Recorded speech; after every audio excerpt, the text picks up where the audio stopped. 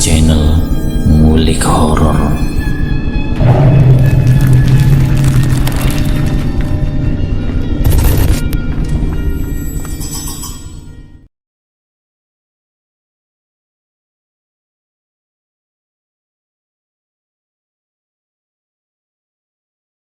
Assalamualaikum warahmatullahi wabarakatuh. Kembali lagi di channel Ngulik Horor. Channel ini menceritakan tentang kisah-kisah misteri. Kali ini saya akan membawakan kisah misteri yang ditulis oleh @restu_wiraatmaja. Kalian juga dapat mengunjungi tweet beliau langsung ya.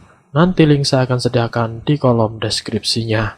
Oh ya, di dalam cerita ini nama dan tempatnya disamarkan semua ya, untuk menjaga privasi pihak yang terlibat di dalamnya. Yuk daripada kita lama-lama, langsung saja kita simak ceritanya. Bismillahirrahmanirrahim. Kali ini saya akan membawakan kisah misteri yang berjudul Kisah Dendamnya Keluarga Asmara. Ayah Asmara bernama Pak Sanusi. Berita tidak mengenalkan itu membuat Pak Sanusi marah besar. Ia terus meminta penjelasan terkait kematian Asmara yang katanya bunuh diri. Namun tetap saja tak ada jawaban pasti dari keluarga Haji Yasir terkait titik jelas akan kematian Asmara sendiri. Keluarga Asmara menilai bahwa kematian Asmara adalah akal-akalan yang seharusnya tidak bisa diberikan sebuah jalan keluar akan masalah internal. Jalan keluar dari masalah ini adalah satu. Pak Sanusi meminta seorang dukun untuk mencari tahu terkait kematian Asmara secara detail. Dukun itu meminta kepada Pak Sanusi untuk mengambil sejuput tanah kuburan beserta dengan kembang-kembang yang berada di sekitarnya. Apapun akan saya lakukan, asalkan aku bisa mengetahui siapa yang membunuh putriku, ucap Pak Sanusi. Apakah kau tahu bahwa dalam menyelesaikan perkara berat ini, kau harus melakukan perjanjian rahasia terhadap jin? Tanya dukun itu. Apa itu, Mbah? Tanya Pak Sanusi. Apa kamu siap menerima resikonya? Tanya dukun itu. Apapun itu akan aku lakukan, asal pelaku harus mati, pinta Pak Sanusi. Dukun itu meminta beberapa hal yang harus diselesaikan selain mengambil sejuput tanah kuburan. Ia juga meminta kepada Pak Sanusi untuk meminta sebuah foto pemilik rumah itu. Jika benar maka jin yang akan bertugas akan segera memberitahu hal yang sesungguhnya. Keesokan harinya di pagi-pagi buta, Pak Sanusi telah menyediakan seluruh barang yang diminta oleh dukun itu. Beberapa hal dinilai sangat tidak etis untuk diceritakan di kisah ini karena mengandung unsur syirik dan lain-lain. Dalam melakukan pekerjaannya, dukun itu telah mengambil beberapa tulang kambing untuk memahat beberapa tulisan Arab. Itulah yang akan menjadikan sebuah perjanjian awal agar jin itu mau tunduk terhadap apa yang diperintahkan oleh si dukun. Setelah itu dukun itu akan membakar foto dari pemilik rumah itu, yakni Haji Yasir, yang mana ini adalah media untuk dijadikan sebuah fakta tersembunyi yang tidak diketahui oleh Pak Sanusi. Setelah usai dukun itu merapalkan mantranya, seluruh barang-barang di ruangan itu bergetar. Ada sesuatu aura jahat yang mencoba memasuki tubuh itu. Dari mulut dukun itu ia akan memberitahu siapa pelaku di balik pembunuhan Asmara. Dan dukun itu tengah dirasuki oleh jin yang telah usai melakukan perjanjian tersebut. Dan ia pun mengatakan, Haji Yasir adalah pembunuhnya, ujar makhluk dalam diri dukun itu. Pak Sanusi terkejut, perkiraannya ternyata benar. Setelah usai dukun itu kembali seperti semula, ia menawarkan beberapa cara untuk balas dendam. Apakah kamu ingin melihat sungai darah yang mengalir deras di lantai rumah itu? Tanya dukun itu. Apa itu, Mbah? Tanya balik Pak Sanusi. Itu adalah Segoropati, jawab Mbah Dukun. Awalnya Pak Sanusi tidak setuju akan petunjuk yang diminta oleh dukun itu. Namun karena ia sangat geram terhadap apa yang dilakukan oleh Haji Yasir kepadanya, ia pun menyetujuinya. Datanglah tepat di hari ke-40 kematian anakmu. Aku akan memulai penyerangan itu, senyum dukun itu. Pak Sanusi mengiyakan, ia pun menyerahkan amplop tebal berisi uang untuk dukun itu. Di hari ke-7 kematian Asmara, Pak Sanusi masih duduk di depan rumah sambil menatap langit yang gelap. Dia benar-benar merasa puas akan apa yang ia lakukan terhadap Haji Yasir sebagai balas dendamnya. Kau harus mati, Yasir, ucap Pak Sanusi. Rumah Haji Yasir. Bagaimana? Apa keluarga Asmara tahu tentang hal ini? Mungkinkah mereka akan membawa polisi untuk mengidentifikasi lebih jauh? Tanya Sopran, anak pertama Haji Yasir. Tidak usah takut, Pran. Mereka hanya kecil yang tidak memiliki kekuatan, ucap Rokib. Haji Yasir hanya terdiam di saat kedua anaknya sedang membicarakan Asmara. Papi kok diam saja sih? Papi pasti kepikiran kan? Tanya Sopran. Buat apa aku memikirkan makhluk kerendahan seperti mereka? Tidak ada orang yang mampu menjatuhkan aku. Aku adalah orang kaya, ucap Haji Yasir. Dari balik pintu ruangan itu terlihat seseorang yang sedang mendengarkan pembicaraan rahasia di antara seluruh keluarga Haji Yasir.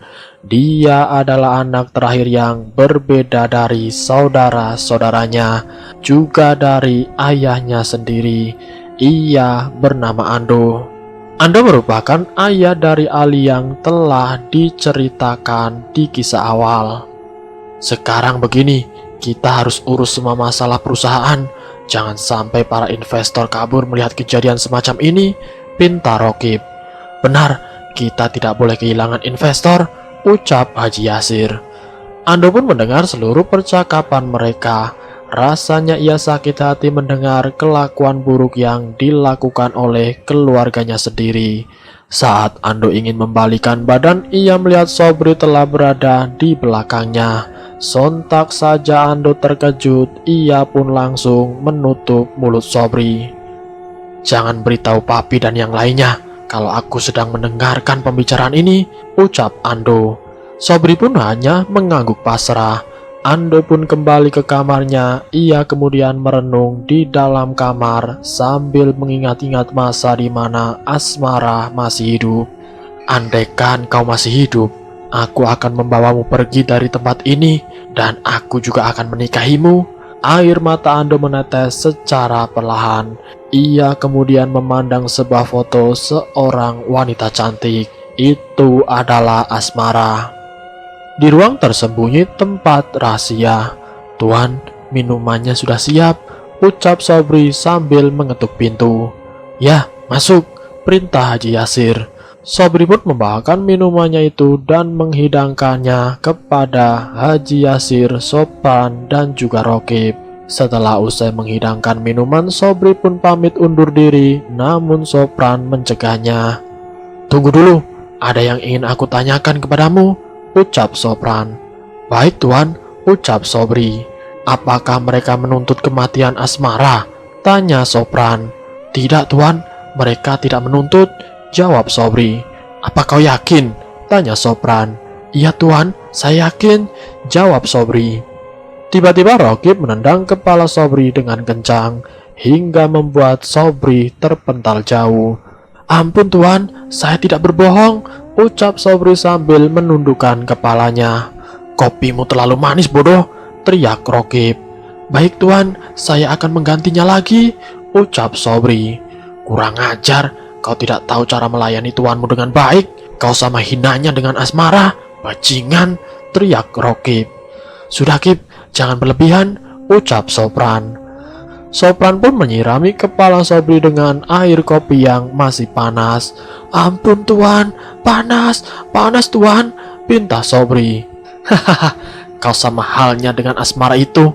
Kalian semua orang-orang bodoh, dasar orang kampung yang tolol, bodoh. Seharusnya kalian tidak datang ke kota, ucap Sopran. Sobri hanya bisa menangis. Ia menahan rasa sakit akan siraman air kopi yang baru saja dibuatnya. Haji Yasir pun mulai terbangun. Ia kemudian mengambil tongkatnya dan menekan tangan Sobri dengan tongkat miliknya. Jika suatu hari nanti mereka menuntut untuk balas dendam, maka aku tidak segan untuk membunuhmu. Prak! Tongkat itu diarahkan ke badan Sobri hingga tubuhnya menyentuh lantai. Dagu Sobri mengeluarkan darah akibat benturan keras itu. Kalian semua kembali bekerja. Haji Yasir menyuruh Sopran dan Rokib kembali bekerja untuk mengembalikan kepercayaan investor terhadap perusahaan yang dimiliki oleh ayahnya. Sedangkan Sobri ia masih meraba-raba lantai dan mengangkat kepalanya secara perlahan. Asmara, kau lihat kan, aku tersiksa, ujar Sobri. Malam harinya Sobri membawakan makanan untuk Ando yang sedari tadi berada di kamar. Tuan, ini saya bawakan makan malam, ucap Sobri. Ya, taruh depan pintu saja, ucap Ando. Tidak tuan, Papi menyuruh saya menemani Tuan makan. Saya hanya menjalankan perintah, ucap Sobri. Andi pun membuka pintu kamarnya. Ia pun menyuruh Sobri untuk masuk. Maaf Tuan, saya hanya disuruh, ujar Sobri. Tidak usah minta maaf, duduklah di kursi, ucap Ando. Tidak Tuan, saya duduk di lantai saja, ucap Sobri. Kau melawan perintahku, ucap Ando yang mulai menggertak. Tapi Tuan, saya tidak pantas duduk di kursi. Saya hanya manusia rendahan Tuan. Sobri mulai membesarkan suaranya. Ando tidak tahan lagi. Ia menarik Sobri untuk duduk di kursi. Kau manusia, tidak ada yang namanya manusia rendahan. Kau punya harga diri bukan? Ucap Ando. Sobri hanya menunduk. Ia tidak bisa berkata apa-apa lagi. Dan Ando ia terkejut di saat melihat leher, tangan, dan juga beberapa anggota badan Sobri yang terluka. Ini kenapa, Bri? Tanya Ando. Saya kejatuhan air panas, Tuan, ucap Sobri. Jawab jujur, perintah Ando. Sobri pun hanya terdiam. Kau disiksa oleh para binatang itu. Apa yang mereka lakukan kepadamu? Tanya Ando. Dan Sobri pun mulai terbuka. Aku disiram air kopi, ditendang, dan dipukul pakai tongkat. Itu karena kesalahanku kok, ucap Sobri. Hah? Kau maling? Kau membunuh? Kau memukuli tua bangka itu? Atau apa yang kau lakukan? Tanya Ando. Bukan mas, aku tidak melakukan hal itu. Itu karena kopi yang aku buat terlalu manis, ucap Sobri. Hah? Ando tidak percaya mendengar penjelasan dari Sobri. Kali ini Sobri berani menyebut Ando dengan kata mas. Ia merasa bahwa Ando bukanlah tuannya, melainkan teman curhatnya. Maaf tuan, saya memanggil tuan dengan kata mas. Seharusnya saya memanggilnya tuan, ucap Sobri. Panggil saja aku sesukamu. Aku tidak peduli dengan nama manja seperti itu, ucap Ando yang agak kesal dengan apa yang telah dilakukan keluarganya terhadap Sobri. Oh, ya, terima kasih mas, ucap Sobri. Ando hanya terdiam. Ia kembali mengambil piringnya dan mulai memakan makanan yang sedari tadi didiamkan. Anu mas, itu fotonya Asmara ya? Tanya Sobri. Ando pun menatap ke arah Sobri. Iya, kenapa memang? Tanya Ando. Asmara cantik ya mas? Pasti mas suka ya? Ucap Sobri. Mana ada aku suka dengan perempuan itu? Ucap Ando. Wajah Ando memerah karena rasa malu yang telah lama ia sembunyikan. Aku tahu loh mas, mas cinta kan sama Asmara? Senyum Sobri. Jangan ngada-ngada, dari mana kamu tahu? Ucap Ando. Aku tahu dari Asmara, ucap Sobri. Hah? Dia cerita ke kamu? Tanya Ando. Sobri mengangguk. Ando pun langsung menaruh makanan itu dan menuju ke arah Sobri. Cepat, ceritakan, dia bilang apa saja? Tanya Ando. Tidak mau mas, masnya tidak habiskan makanannya. Ayo habisin dulu, pinta Sobri. Walah, lama-lama aku jiwit kau, ucap Ando. Ayo mas, habisin dulu makanannya, pinta Sobri. Hubungan Ando dan Sobri memanglah dekat, namun keduanya juga sama-sama mencintai Asmara. Hanya saja Sobri lebih diam dan tidak pernah menceritakan hal ini.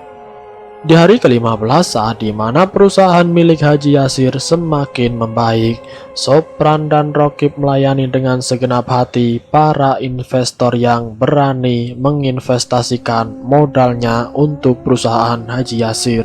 Namun hati Haji Yasir masih belum tenang, dalam pikirannya masih terbayang hari di mana anak-anaknya ini membunuh Asmara. Di kamarnya Haji Yasir masih termenung dalam diam. Ia tidak bisa tidur memikirkan dosa besarnya sebagai ayah karena telah melakukan kesalahan besar selama hidupnya. Akhirnya ia pun memanggil kedua anak-anaknya, yaitu Ando, Sopran, dan juga Rokib. Ketiganya disuruh menghadap ke ruangan pertemuan yang dijadikan sebagai lokasi pembunuhan Asmara. "Kalian tahu alasan Papi mengumpulkan kalian kan?" tanya Haji Yasir. "Papi mau memberikan surat wasiat?" tanya Sopran dengan penuh antusias. "Benar sekali, Papi ingin memberikan surat wasiat terkait perusahaan ini dan juga rumah ini," ucap Haji Yasir. Ando hanya terdiam, ia tidak tertarik dengan apa yang dikatakan ayahnya itu terhadapnya. "Ando, hari-hari ini kau lebih banyak terdiam. Apa yang kau pikirkan?" tanya Haji Yasir. Ando menatap Sopran, Rokib, dan juga Haji Yasir. "Apa yang harus aku katakan kepada para binatang seperti kalian?" ujar Ando. Rokib mulai bangkit, ia menggenggam kedua tangannya dan siap mengajar adik bungsunya itu. "Kau tidak beradab, bocah," ucap Rokib. "Hah? Tidak beradab? Apakah di kamarmu perlu aku tambahkan cermin yang besar untuk memperlihatkan sebesar apa adabmu terhadap orang-orang sekitar?" kata Ando. "Bajingan," jawab Rokib.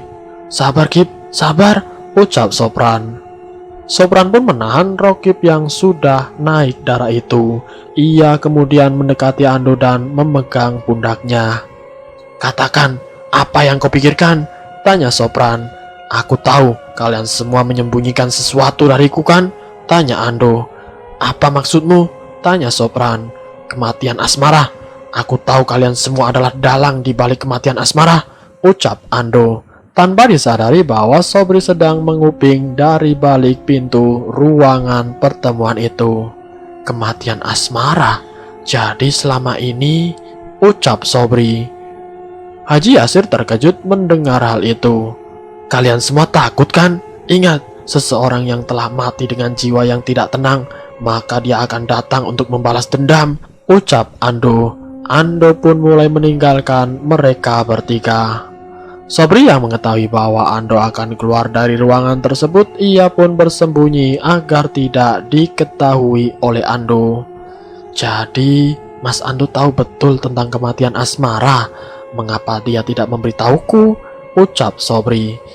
Sedangkan di dalam ruangan itu Haji Yasir dan yang lainnya masih membahas sesuatu mengenai kematian Asmara. Pembahasan mereka masih seputar perspektif mengenai arwah orang yang dibunuh secara keji dan mengerikan. Sopran dan Rokib merupakan dua pelaku yang melakukan pembunuhan itu secara keji. Mereka masih terngiang-ngiang dengan apa yang dikatakan oleh Aldo. Memang benar seseorang yang dibunuh dengan sesuatu yang tidak wajar, maka jiwanya tidak akan tenang hingga masalahnya selesai. Sudah di hari ke-30 saat dimana keraguan dalam diri Haji Yasir dan yang lainnya mulai membesar. Namun siapa sangka hal yang telah direncanakan ternyata dipercepat untuk menyiksa kematian mereka yang terlibat dalam kematian Asmara. "Bah, apa persiapannya sudah sempurna?" tanya Pak Sanusi. "Semuanya aman. Malam ini aku mencoba untuk menakut-nakuti mereka. Jin yang bertugas menyerupai Asmara telah aku sempurnakan," ucap dukun itu. "Saya minta orang yang terlibat dalam masalah itu harus diselesaikan, tapi kecuali satu orang, Bah," tolong jangan ganggu teman Asmara. Dia bernama Sobri, ucap Pak Sanusi. Sobri? Boleh, aku tidak akan menyakiti anak yang bernama Sobri, jelas dukun itu. Alasan kenapa Sobri tidak diikut sertakan karena sebelum Asmara meninggal, Sobri menuju ke rumah Asmara. Dia menyampaikan salam kepada keluarga Asmara. Tentu saja keluarga Asmara tahu betul tentang Sobri yang memiliki sifat baik ini.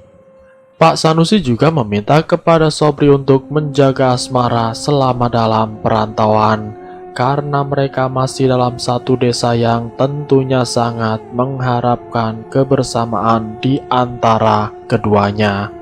Tepat di malam ini seluruh keluarganya Haji Yasir akan disiksa raga dan batinnya. Dukun suruhan Pak Sanusi telah siap untuk 10 hari ke depan, di mana ritual Segoropati akan membanjiri banyak darah.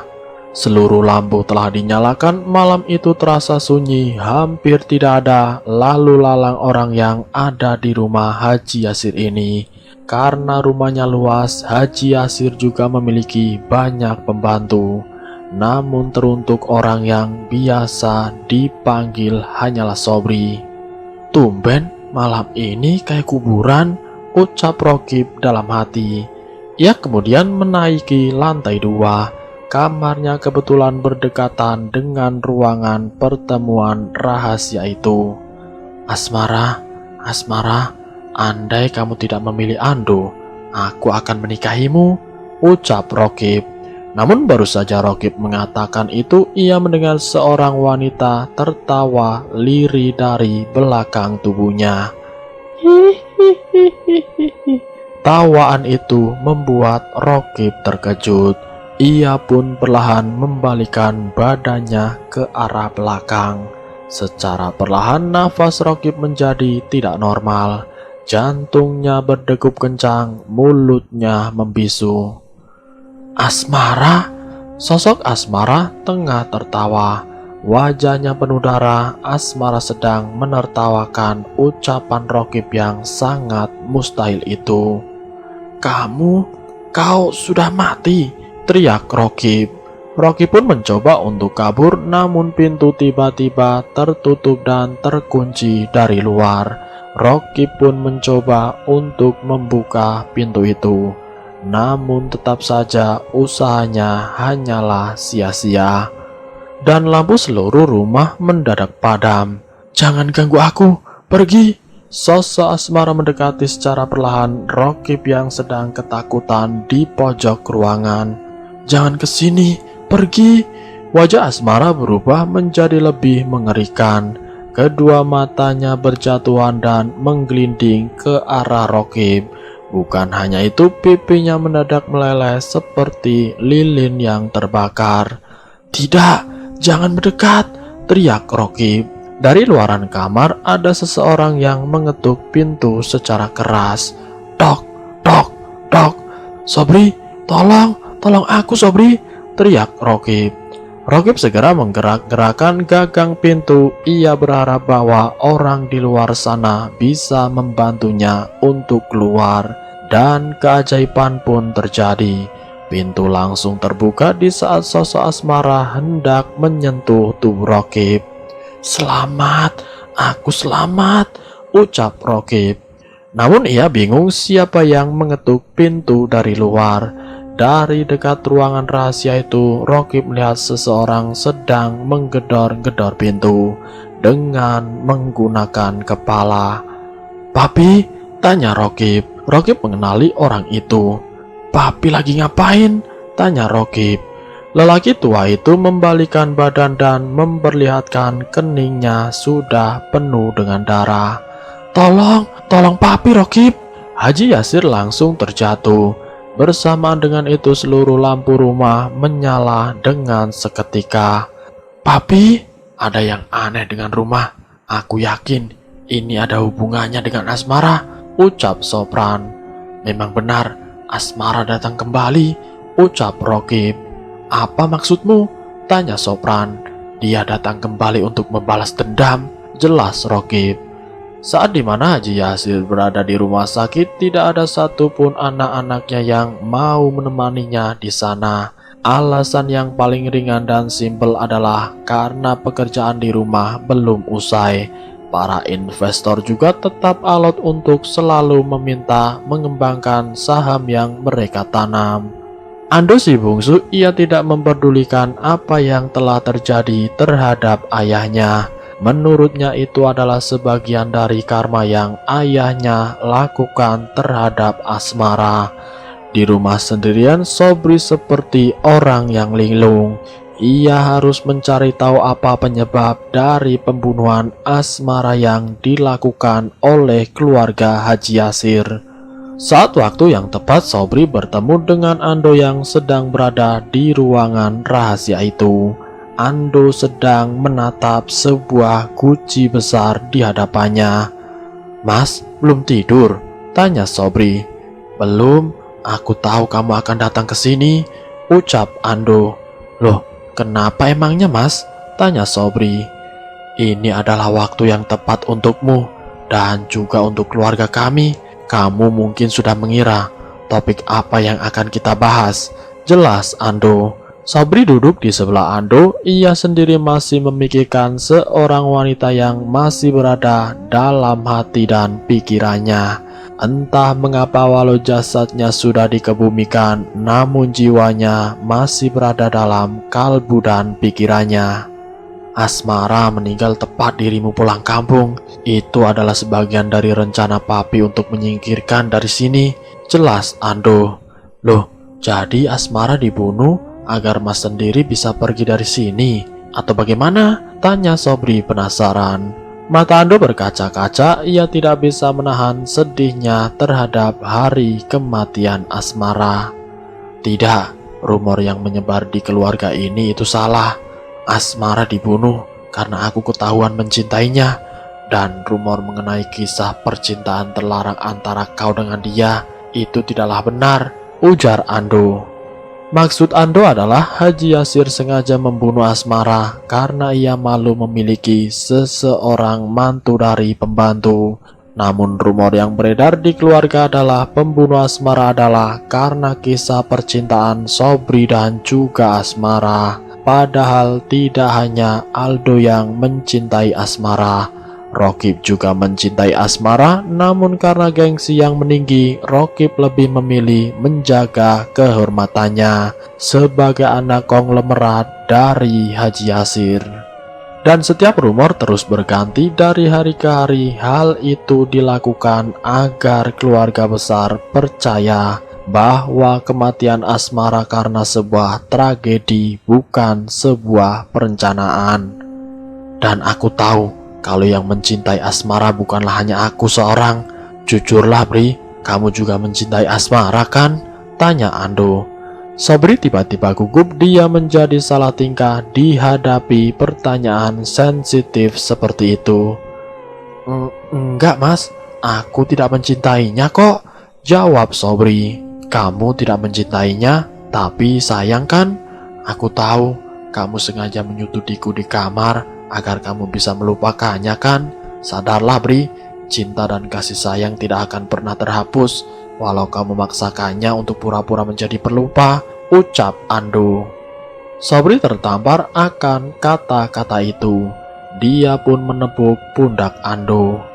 "Aku tahu Mas, aku hanyalah seorang pembantu, namun aku baru menemukan seorang tuan yang mau memberikan kerenggangan hatinya hanya untuk seorang pembantu sepertiku," senyum Sobri. Ando pun juga mulai mendamaikan hatinya. Ia sendiri tidak bisa menahan rasa sakit yang selama ini ia tanggung manakala Asmara, gadis pujaannya, mati terbunuh di tangan para iblis anggota keluarganya. "Sekarang aku harus bagaimana Mas?" tanya Sobri. Ando pun mengambil sesuatu dari kantong celananya. Ia memberikan amplop tebal yang berisi banyak sekali uang. "Pulanglah ke kampung halaman, bawakan uang ini untuk keluarga Asmara. Aku juga telah memberikan bagian untukmu," pinta Ando. Sobri menerima amplop itu. Ia tahu bahwa keluarga sedang tidak baik-baik saja. Keluarga ini sebentar lagi akan hancur. Aku tidak mau kau terlibat jauh dalam masalah keluarga ini. Jelas, Ando. Sobri hanya bisa menerima perintah yang diberikan Ando kepadanya. Bagaimanapun juga, Ando tetaplah tuannya. Aku akan menunggu di rumah ini sampai hari ke-40 kematiannya. Aku ingin menjaga rumah ini. Jelas, Ando. Percakapan mereka terputus manakala lampu di rumah mati kembali. Mas, tanya Sobri. Keluarlah, Bri, pinta Ando. Enggak mas, jawab Sobri. Bulu kuduk Sobri merinding secara tiba-tiba. Ia menyadari bahwa ada sesuatu yang datang, hingga menyebabkan suasana ruangan itu berubah total menjadi menyeramkan. Mas, ayo keluar mas, di sini tidak aman, pinta Sobri. Ando masih menahan diri sambil menutupi kepalanya. Dari dalam guci muncul sesosok Asmara dengan merenggangkan kedua tangannya. Itu Asmara mas, teriak Sobri. Sobri langsung menarik tangan Ando. Ia tidak mau Ando menjadi korban dari dendam yang dilakukan oleh Asmara. Mas, ayo keluar, teriak Sobri sambil memaksa menarik-narik tangan Ando agar keluar dari ruangan tersebut. Ando pun tergerak hatinya untuk keluar. Mereka berdua langsung membuka ruangan itu dan keluar dari sana. Dan bersambung. Itulah kisah misteri yang berjudul Dendam Keluarga Asmara bagian yang pertama. Nanti jika ada kesempatan saya akan melanjutkan kisah yang lebih menegangkan lagi. Jadi untuk kalian tetap stay tune di channel ini. Terima kasih sudah mampir di channel kami. Jika kalian tertarik dengan video kami, silahkan tekan tombol like, share, dan komen. Tekan subscribe untuk mengikuti video kami selanjutnya. Wassalamualaikum warahmatullahi wabarakatuh.